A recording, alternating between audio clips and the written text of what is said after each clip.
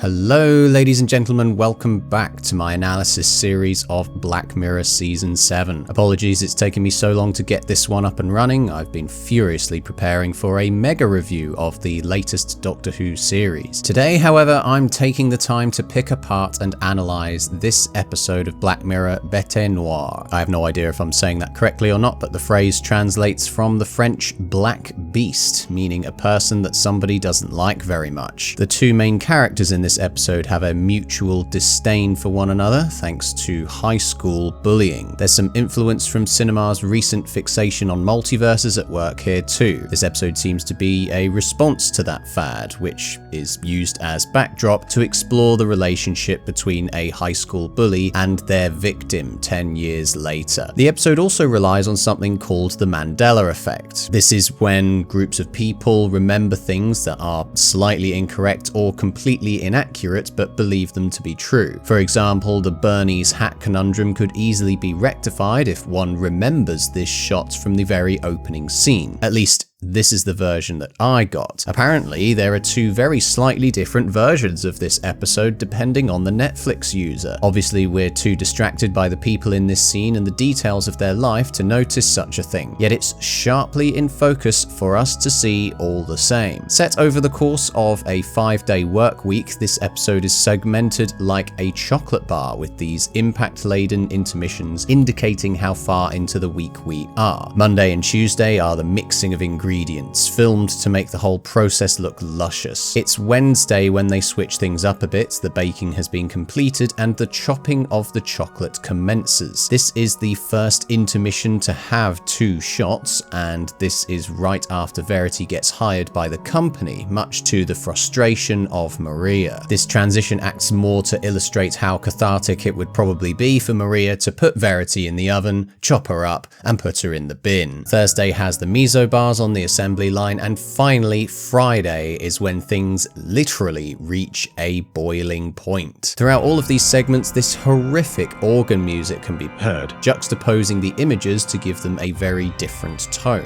The days of the week come with a certain stress owing to the font type and the text stretching right across the screen, with images showing delicacy, artistry and beauty whilst being blasted with sharp organ discords. This sets the viewer on edge with every intermission shown. I think the only music in this episode is played by an organ. Even in the moments where the viewer and Maria are questioning their own sanity, there's this soft, suspenseful organ playing. It's very simple and effective. From the first scene in the office, it becomes clear that the hard-working, career-driven protagonist is continually surrounded by the juvenile activities of her colleagues. The daily almond milk arguments display that the employees' behavior inside a modern-day workplace aren't so different from how people treat each other in school. Adults are all effectively children at heart, it's just that society expects us to behave differently once we have the ability to reproduce. We like to think we're mature enough, tough enough, ugly enough to get over vengeance,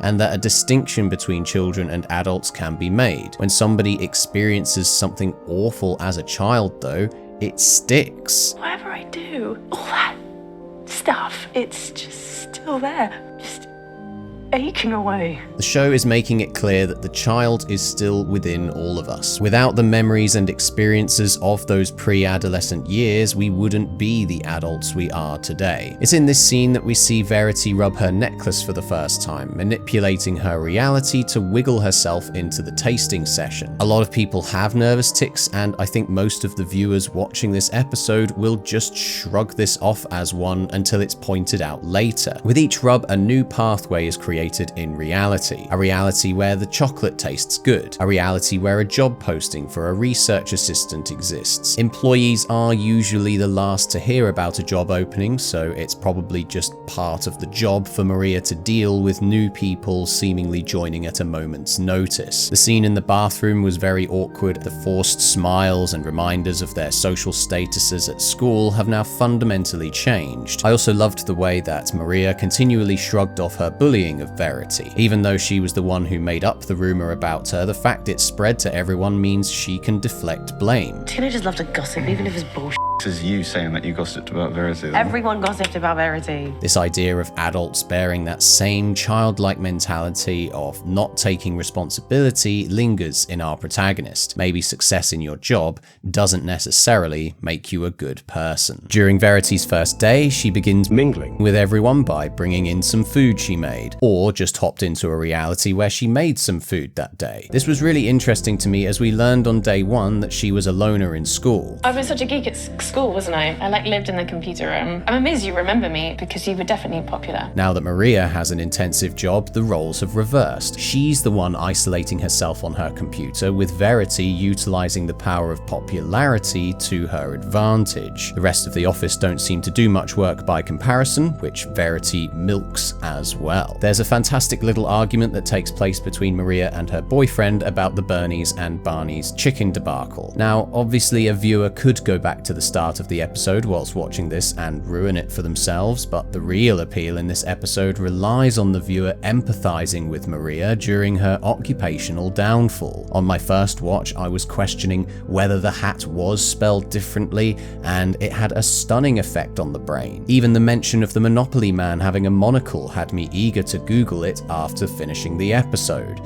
He doesn't have a monocle, by the way. Don't believe the gaslighting photoshops you can find online. Maria is then seen looking at a picture on Persona of when she was a teenager with her friends. Persona is the alternative social media platform that stops Netflix getting sued by Facebook, first introduced in the episode Smithereens. This scene serves as a reminder of just how much time has passed since the advent of social media. Maria's friend died, and she didn't even know it happened. I barely speak to people I knew in high school, and messaging them back after such a long time can feel awkward. I think this episode is particularly relatable to people in their 20s who came into social media during its infancy. Day 4 has the tasting day for the boss of the company, who accidentally, or rather intentionally, gets fed beef gelatine. The ladies are brought into the headmaster's office for a telling off, once again illustrating the pettiness of people in a school environment still remaining in the work environment. On the final day though, Maria still can't own up to what she did back in school, blaming the group, but not herself. Kids can be fucking awful. They're just kids, they're not thinking. She had an entire work week to own up to it, yet her toxic naivety towards her wrongdoings in the past causes Verity to turn on the nightmare switch. This act is Verity saying, "I'm onto you, and I'm going to keep making your life a misery until you end up like your friend Natalie." It's with the CCTV alteration that the episode leaves the realm of reality. Well, it left reality multiple times over the episode, but this is the last piece of evidence that would and could support Maria in disproving her insanity, and even her nut allergy couldn't save her. The remainder of the episode takes place at Verity's mansion, where she reveals her levels of technology and computing extend into mind-boggling infinity. You know, just her, little old Verity, building a machine that can change reality at a whim.